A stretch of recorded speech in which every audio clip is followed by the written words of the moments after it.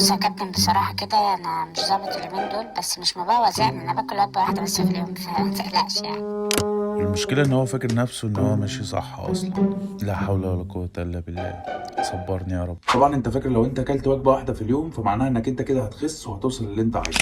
طيب ما تيجي كده نشوف واحدة واحدة ايه كده ممكن يحصل لنا لو احنا كلنا وجبة واحدة في اليوم. اول حاجة ممكن تحصل ان مستويات السكر في الدم مش هتكون ماشية بشكل كويس في الجسم، وهيحصل لك تقلبات في مستويات السكر في الدم، وده هيخلي مزاجك مش مظبوط ودايخ ومش مظبط طول الوقت. وبعد كده نخش في النقطة اللي بعدها. جسمك مش بيسد السعرات الحراريه اللي محتاجها في اليوم، فبالتالي الميتابوليزم في جسمك مش بيكون ماشي كويس. وفي الحاله اللي زي دي ساعتها بيتعرض ان الكورتيزول بيعلى في جسمك وبيعمل حاجه اسمها وضع حمايه للجسم، وبيعيش في وقت ستريس وبيبدا يقول للجسم انت في مرحله خطر ولازم ان احنا نحافظ عليك باننا نخزن دهون وميه. ولو كنت بتخس في اول فتره بس فانت كنت بتعرض جسمك ان هو ياخد على سعرات حراريه معينه من العجز. بعد كده جسمك هيوصل لمرحله ان هو مش هيخس وهيوصل للستريس زون اللي انا لسه قايل لك عليه، وهتعرض جسمك لحاجه كمان ان هو هياخد على السعرات الحراريه اللي انت بتدخلها جسمك. فبعد كده لما تحب تمشي بشكل مظبوط جسمك في اول مرحله هيواجه مشكله من ظهور الدهون اللي في جسمك.